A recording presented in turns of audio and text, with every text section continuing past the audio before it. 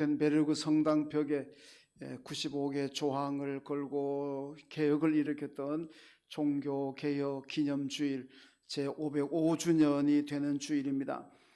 중세 시대가 성경에 이탈해서 성경에 없는 얘기를 자꾸 하고 성경에 없는 걸 자꾸 가르치니까 이 개혁자들이 일어나서 성경으로 돌아갑시다. 성경에 있는 것을 가르치고 성경대로 삽시다. 이래서 신앙개혁을 했던 것이 바로 종교개혁입니다. 우리 성도들도 살아가다 보면은 자꾸 성경을 잊어버릴 수도 있고 성경에 이탈하게 되고 성경과 다른 생각을 하면서 살아갈 때도 물론 있을 겁니다.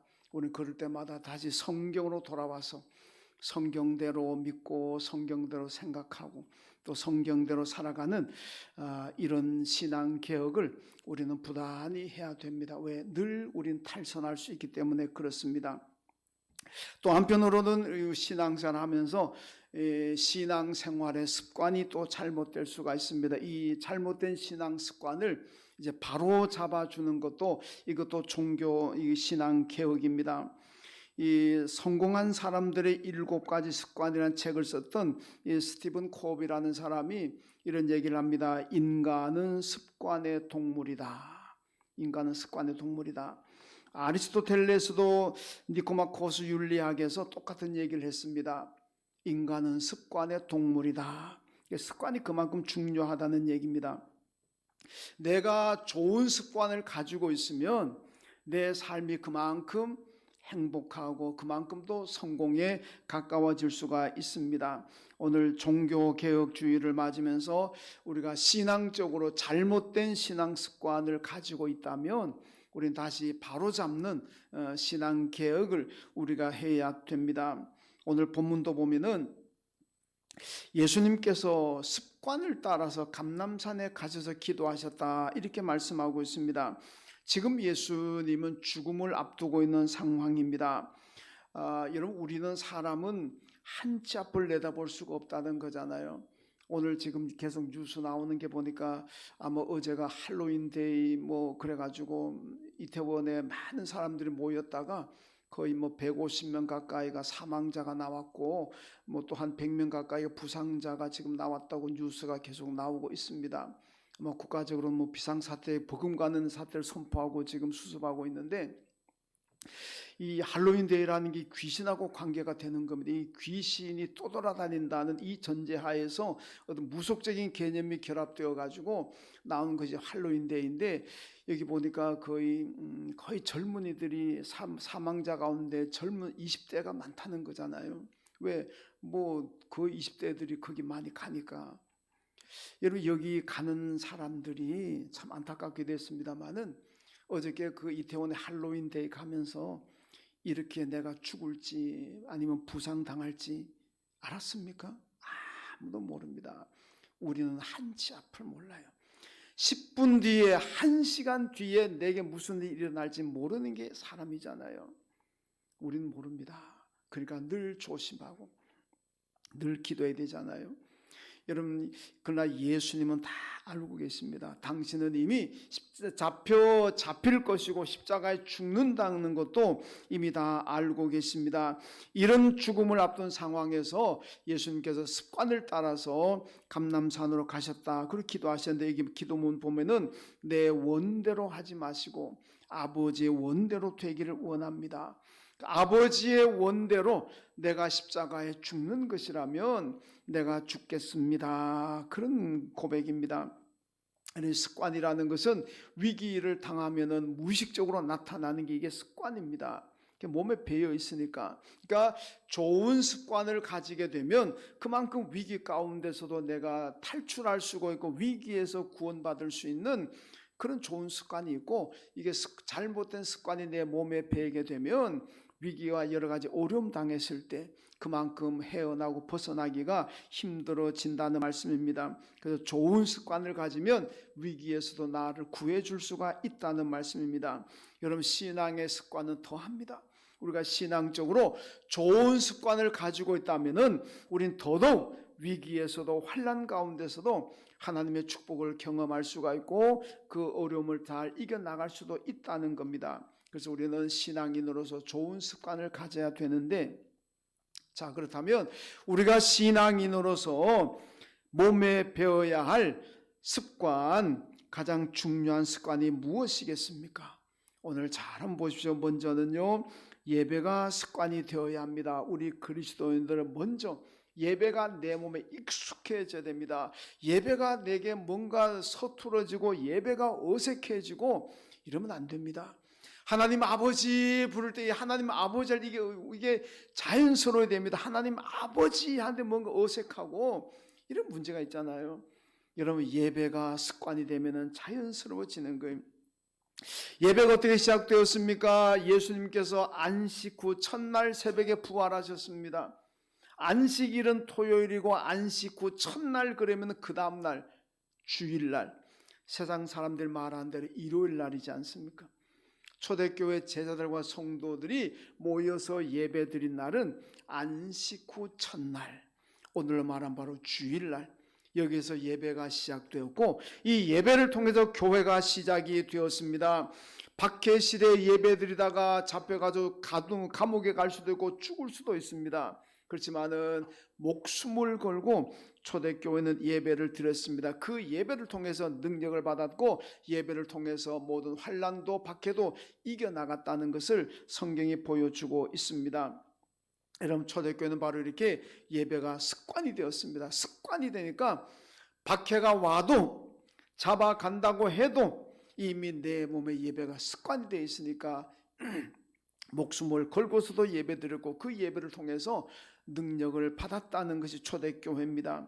여러분, 예배라는 것이 무엇입니까? 예배라는 것은 하나님께 받은 은혜에 대한 감사의 표시가 예배입니다. 우리가 사람들에게 여름 더위에 목마를 때 냉수 한 컵 얻어 마셔도 감사합니다, 감사합니다 그러잖아요. 여러분, 그런데 하나님께서 우리를 많은 사람들 가운데 선택하셨고 우리를 구원하셨고 천국을 보장해 주셨고 영원히 살 수 있는 영생을 우리에게 주셨습니다. 이 얼마나 크고 놀라운 축복이겠습니까? 이 큰 축복을 받았다면 당연히 하나님께 우리는 감사해야 됩니다. 냉수 한 그릇에도 감사해야 되는데, 여러분, 내가 영원히 사는 이 축복을 받았는데 감사가 없다면 되겠습니까? 그거는 믿음을 떠나서 인간의 도리가 아닙니다. 여러분, 그 감사가 뭡니까? 이게 예배입니다. 예배를 통해서 하나님께 감사해야 된다는 말씀입니다.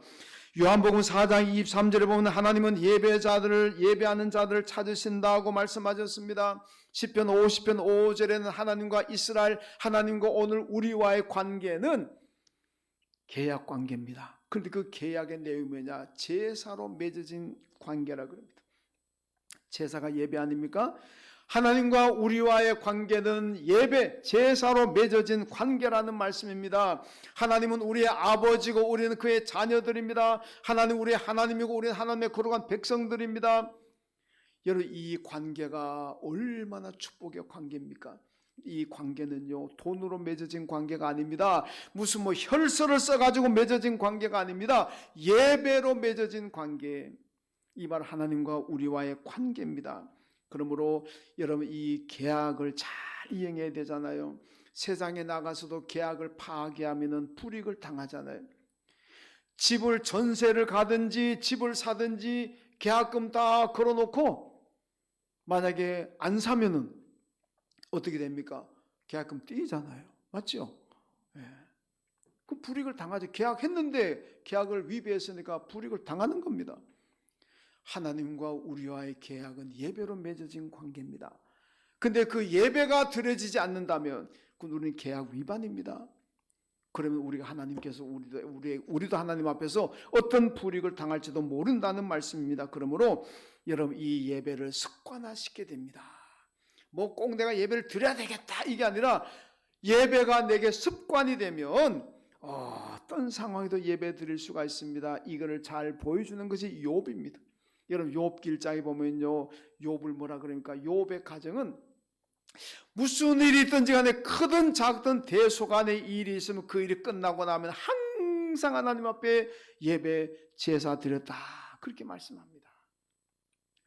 여러분, 한 번은 욥의 가정이 예배 드리고 있는 중에 그간에 큰 재난이 몰아칩니다. 집이 무너져가 사람이 죽고 자식들이 다 죽고 욥이 가지고 있던 소, 양, 이 양떼들, 소떼들이 다 빼앗기고 종들도 죽고 집안이 완전히 파탄나 버립니다. 여러분에게 만약에 이런 상황이 닥쳤다면 여러분들 정신 차리겠습니까? 그래도 정신 바짝 차리고 있을 수 있습니까? 아마 머리가 아무것도 생각 안 날 겁니다. 오로지 원망 그냥 증오. 왜? 멀쩡하던 가정이, 그 부유하던 가정이 하루아침에 재산 다 날라버리고 자식들 다 죽어버리고 집 다 무너져버리고 몸 건강 다 병들고, 얼마나 끔찍한 재난입니까? 이런 재난이 욥의 가정에 닥쳤습니다.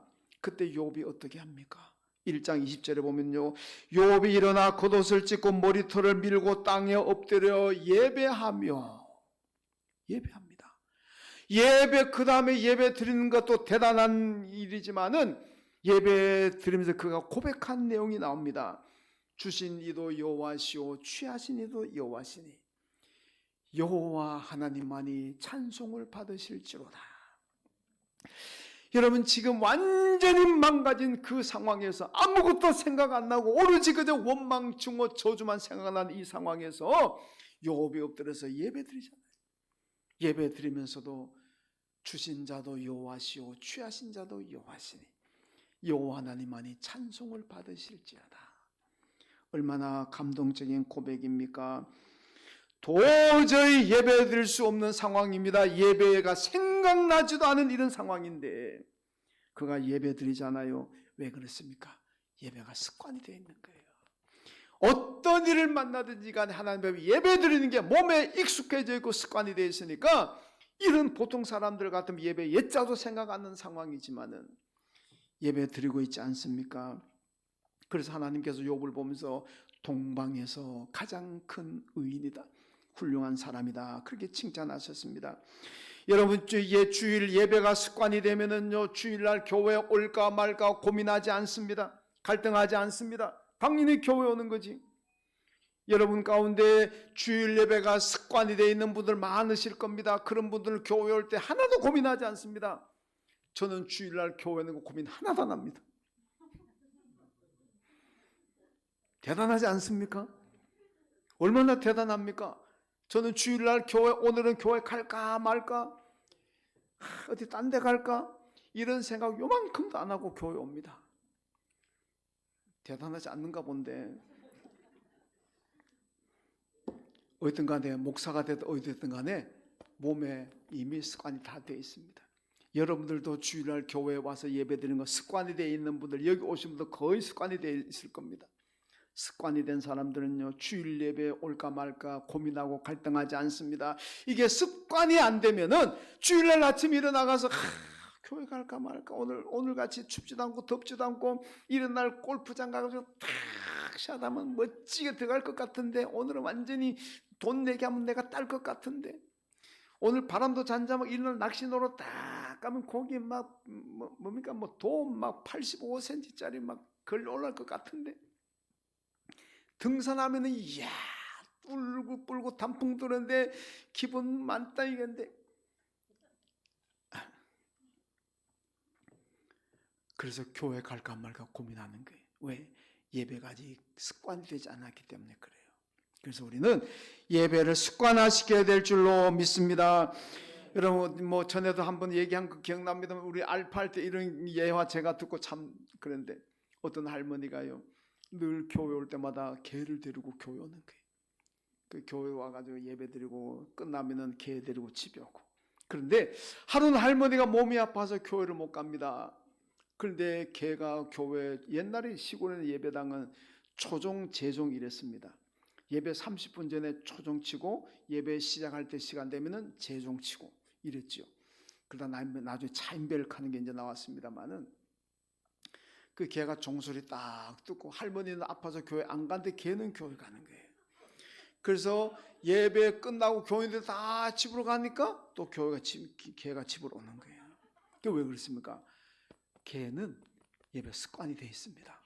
이 뭔지도 모르지만 좌우대한 늘 할머니 따라서 종소대 나면 교회 가고 끝나면 집 오는 게 늘 이게 습관화되어 있으니까 걔도 그렇게 습관이 되니까 교회 아무 갈등 고민하지 않고 교회 가더란지.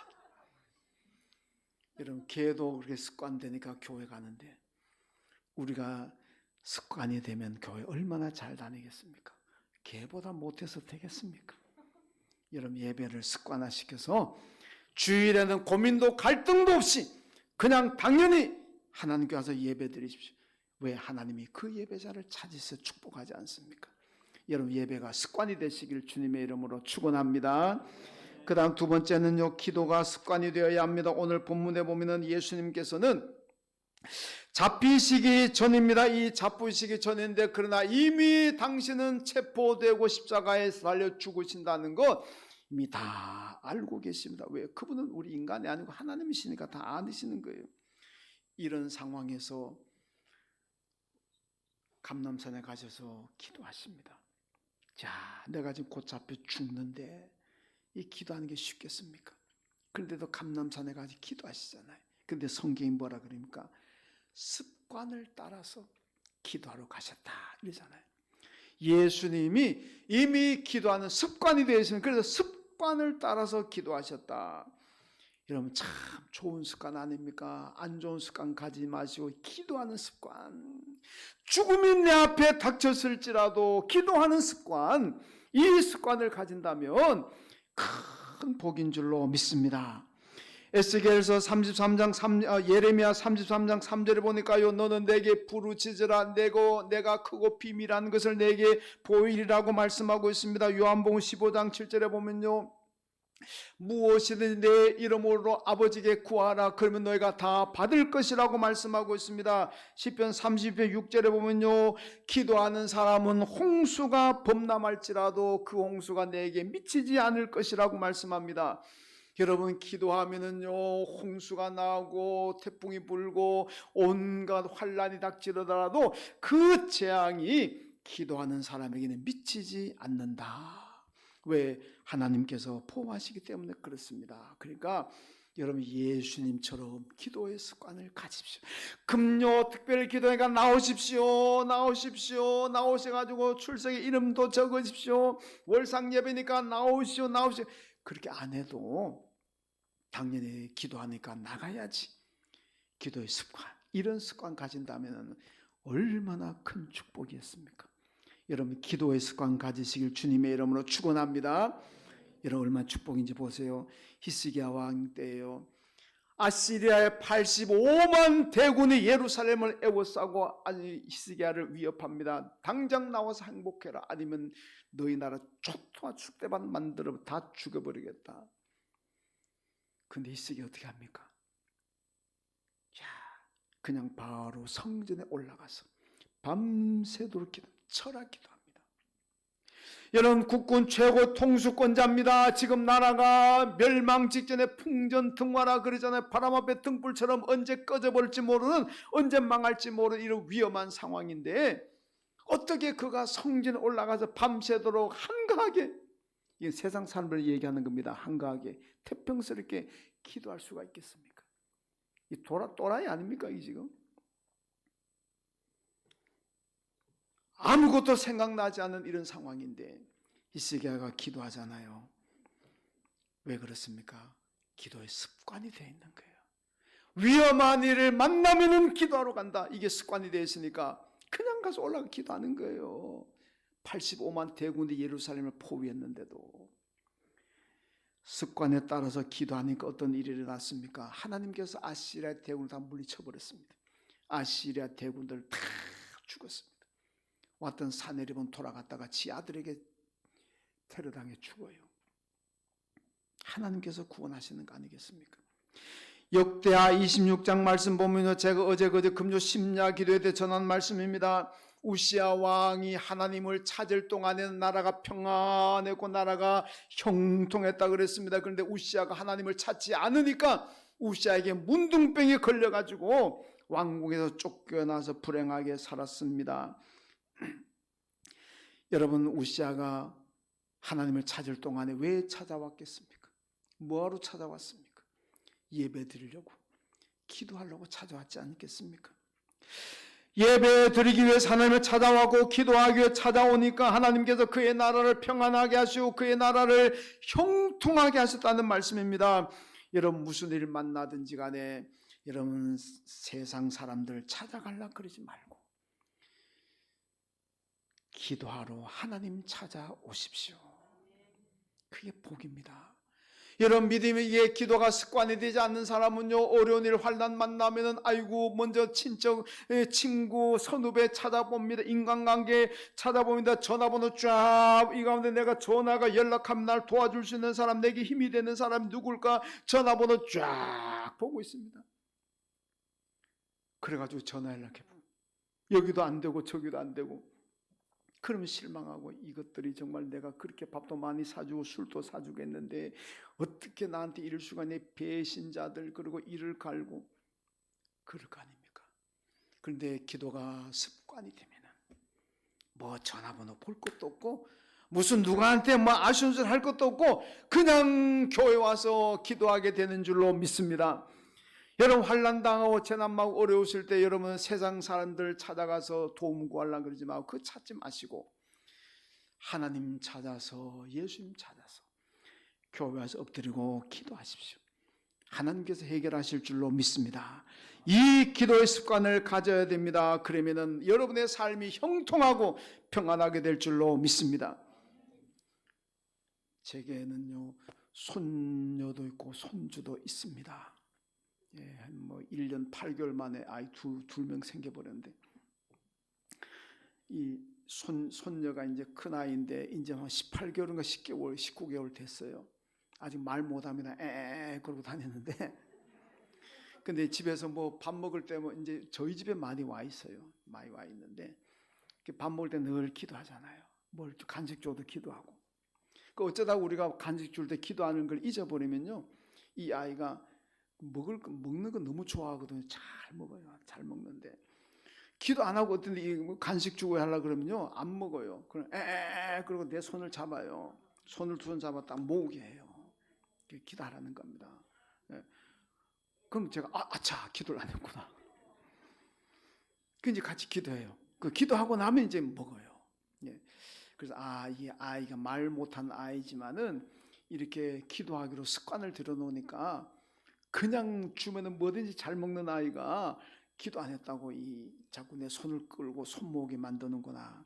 야, 습관이라는 게 이런 거구나. 여러분 자녀 가정의 아이들도 이렇게 어릴 때부터 뭘 주든지 기도하고 주는 습관을 들이면은 이 아이가 평생 기도하며 살지 않겠습니까? 습관이 그만큼 중요하다는 얘기입니다.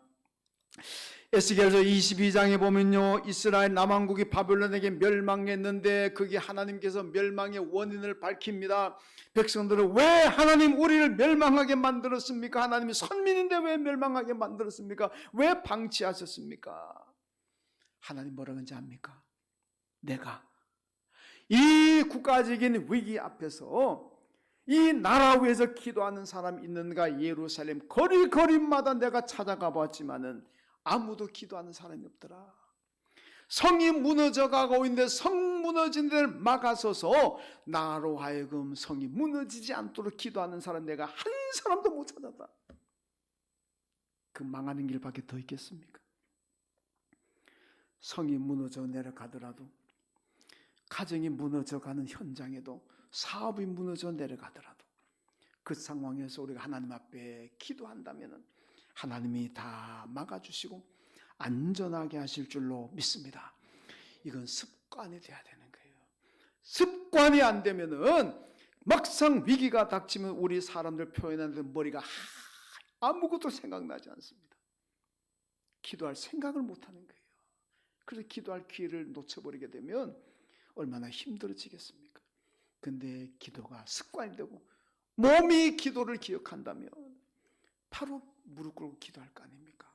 그럼 하나님께서 다 막아주시고 안전하게 하실 줄로 믿습니다.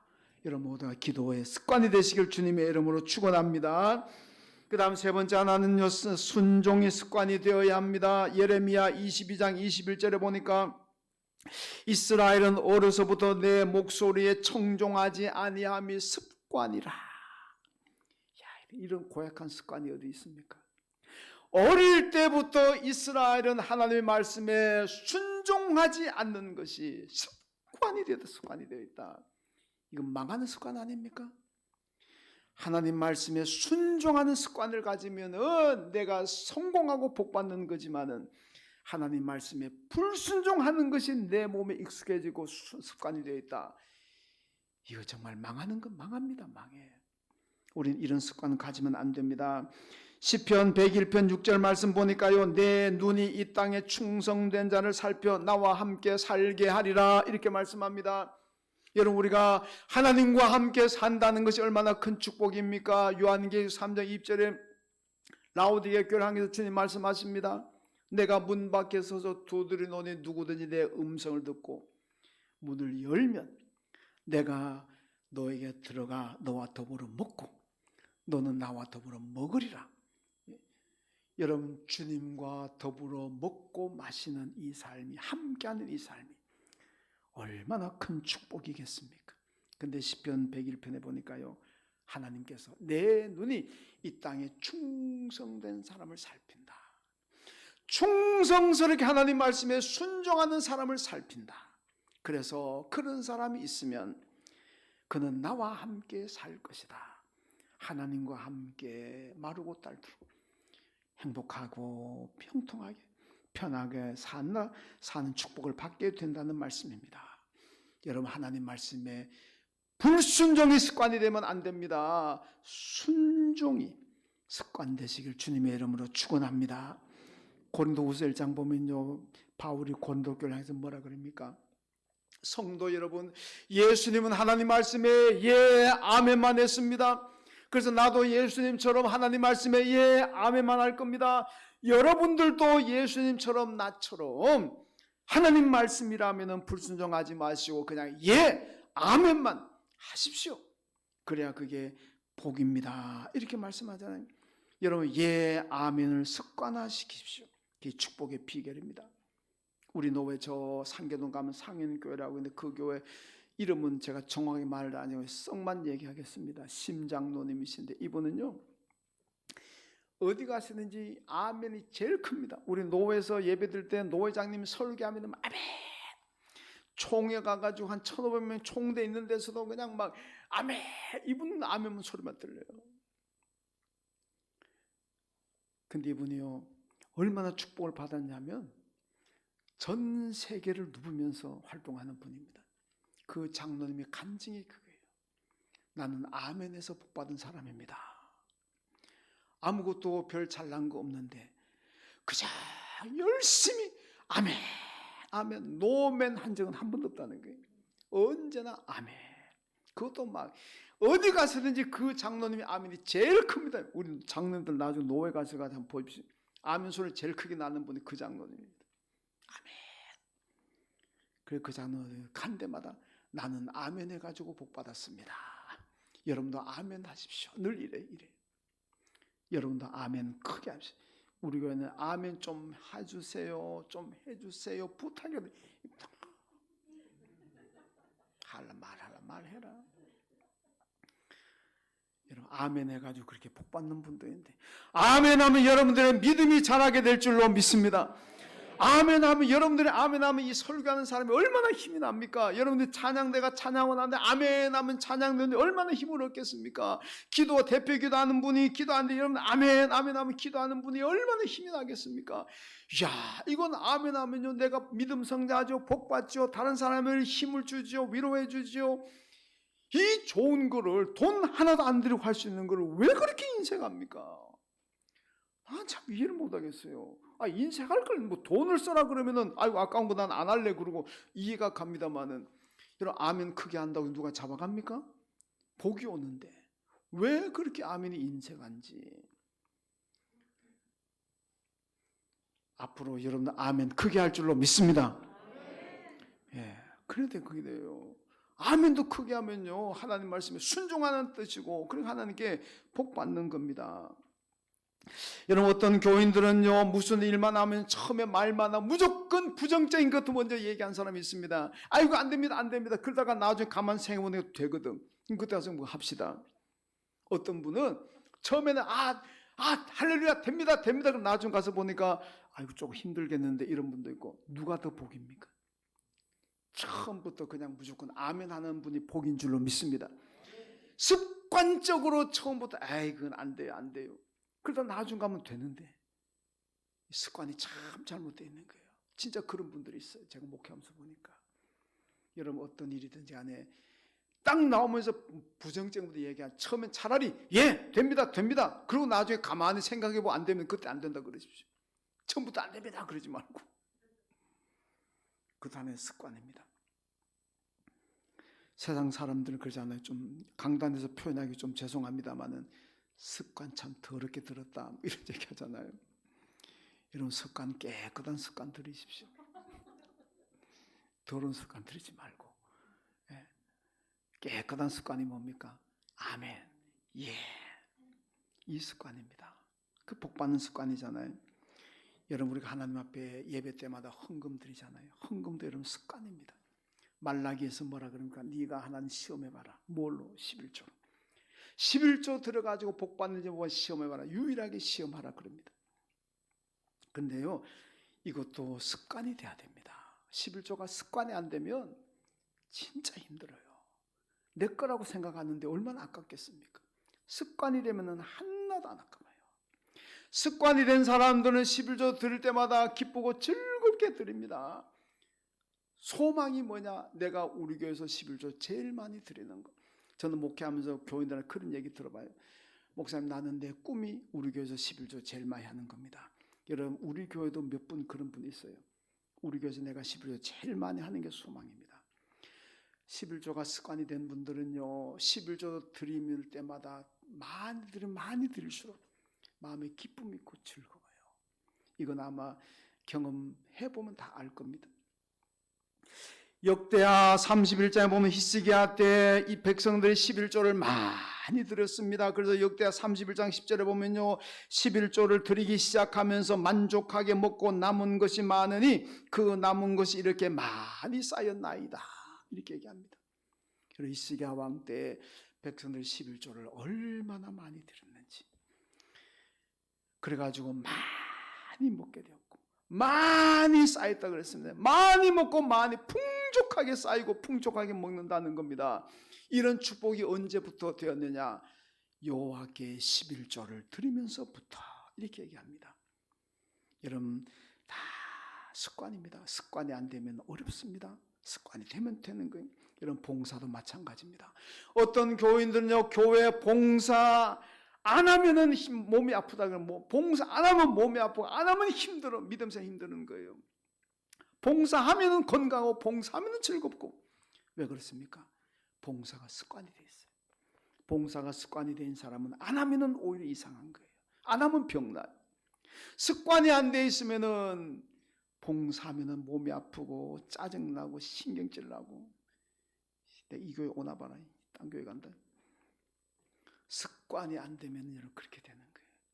뭐든지 습관이 되면 참 편하고 좋습니다. 즐겁고 행복한 거예요. 그래서 신앙생활에 좋은 습관이 참 중요하다는 얘기입니다.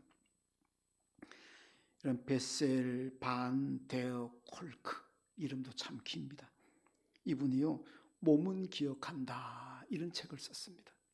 이분이 몸은 기억한다는 이 책에서 우리의 몸은 트라우마도 기억하고 있고 습관도 다 기억한다 이렇게 얘기합니다.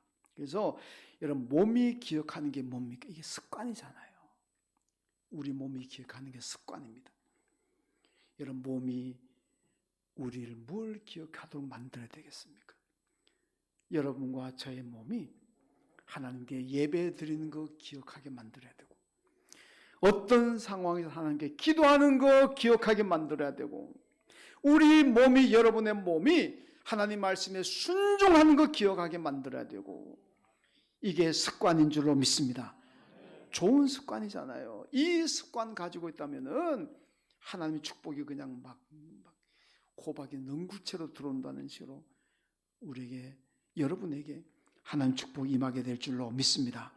좋은 습관, 좋은 신앙 가지고 하나님께 잘 섬기고 하나님께 복 받으시길 주님의 이름으로 축원합니다. 하나님 아버지 감사합니다. 예수님이 습관에 따라서 기도하셨고 그 기도대로 하나님 뜻을 이루셨습니다. 우리에게 안 좋은 습관이 있다면 종교개혁주의를 맞으면서 다 버리게 하여 주시고 정말로 복받는 습관, 예배 드리는 습관, 기도하는 습관, 순종하는 습관, 이것이 우리 몸에 잘 배우고 몸이 기억하는 습관이 되게 하여 주옵소서. 예수님의 이름으로 기도하옵나이다. 아멘.